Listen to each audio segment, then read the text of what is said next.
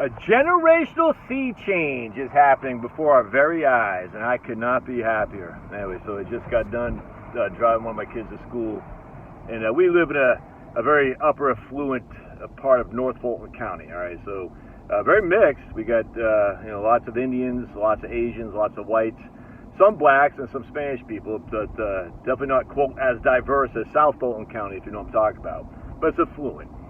Anyway, he was telling me, he goes, Dad, you ever heard of Zach Bryan?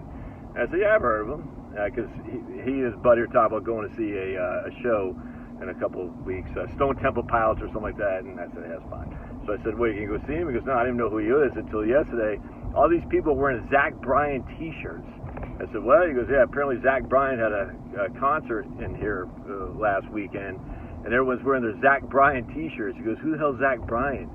So he listened to it because he listened to this most popular song. He goes, I don't get it, but everyone's liking Zach Bryan. I said, really? He goes, oh, man, everybody. It's like basically all the white people.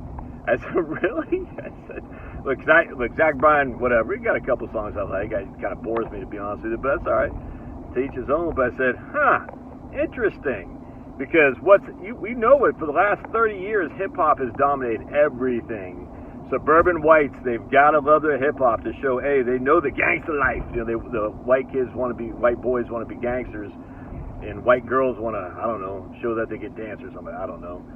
So if Zach Bryan is making waves, you know what I'm saying, that's a very interesting phenomenon. That's a massive generational shift. Because I tell you, when I was coming up, so when I moved from Maine down to Montgomery Blair in Silver Spring, Maryland, which is basically an urban school, it's kind of like you got the suburbs, the exurbs, and the interburbs. So we're like the inner burb, and we're at a magnet school, which meant basically they're trying to draw, let's say more diverse academically, if you know what I'm saying, from outer parts of the county to make our school a little bit more academically better, if that makes sense. So we had a magnet school to draw smart kids from outside to come to the school to make it seem like we had more academic chops than if we just had our normal kids. That's what a magnet school is for. And I don't know if it still is or not, I have no clue. But anyway, the point being is, at the end of the day, so when I first started, everyone was listening to country music. They had black guys with flannel shirts and baseball caps and high trucks and all that. It's crazy, man. And listening to country, like being a redneck was where was that? Isn't that literally, black guys would have their hats with the bills like that, flannel shirts. It's crazy, man. Not all the black guys, but it was enough. It was crazy. And I remember, like, what is this? It was weird, man. And I'm from Maine. There's no black people in Maine, so I was coming down here and thinking, wow. Like this, the quarterback of our football team was like that. You know what I'm saying? It's crazy. Flannel shirts, boots. And then literally 5 years later, well, hell, probably 3 years later, when Ice-T came out with Rhyme Pays, the original gangster rap. Yes, Schoolie D did the first gangster rap song. Everybody who understands that from the old days, and I don't listen to it anymore, but I used to listen to rap music a lot. I still love metal, still love hardcore, but rap was probably the number one thing I listened to in the 80s, 88, 89, whatnot. And then Ice-T came out with Rhyme Pays, this album in 87, I think, and that kind of changed everything. Then that movie Colors, that Ice-T sang the soundtrack for, remember Colors, that Sean Penn was on, and I forgot the other guy's name. And that went into and I remember seeing that, I was like, oh man, this is great, suburbia, white suburbia then just took over and started saying, we want to be gangsters. And for about the next 30 years, white suburbia, wealthy kids, not so wealthy kids, but just whites, took gangster rap. So basically, Snoop Dogg, his whole reason of existing was to appeal to white suburbanites, to make them say, hey, it's cool to smoke dope, it's cool to be a narcissist, it's cool to be, pretend you're a gangster, whatnot. And that had a huge, the country music, no one listened to country music anymore. No one listened to, literally, metal was even down. Maybe even Metallica was kind of sucking wind. But that had a huge cultural change, huge. You know what I'm saying?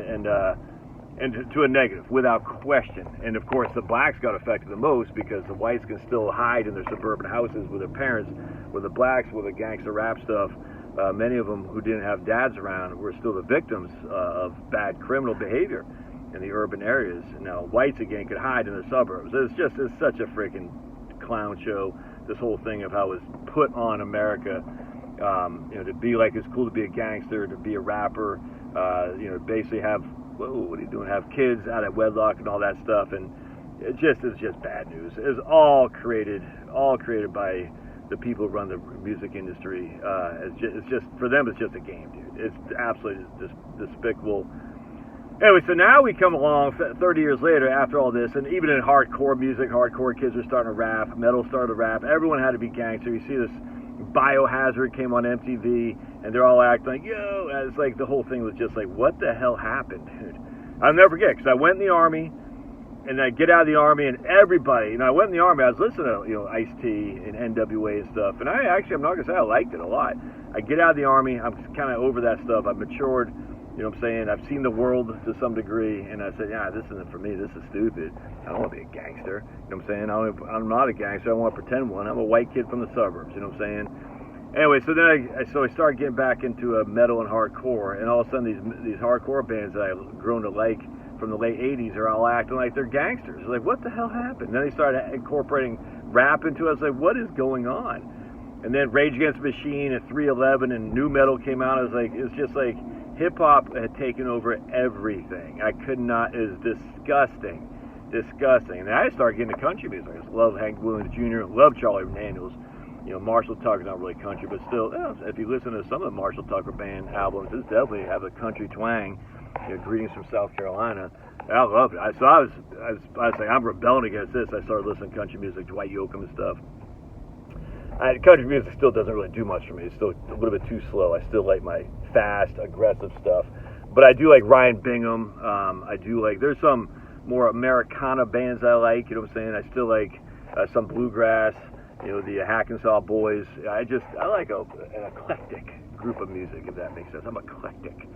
But anyway, hearing Liam tell me that everyone's wearing a Zach Bryan t-shirt in my upper affluent high school that he goes to tells me that the culture is shifting under our very feet.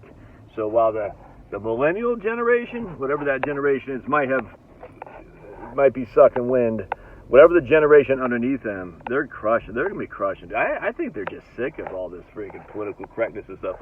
That doesn't mean that you can go around and start making fun of people. I don't think that's what it is. I just think they're sick of it. I think they're like, no, we're going to do our own thing. Millennials, you can do your thing and be all, politically correct on that stuff, but we're still going to be who we are, and we can't do a thing about it. So I think it's great. So keep hope alive. The generation is changing, and it's for the better. God bless.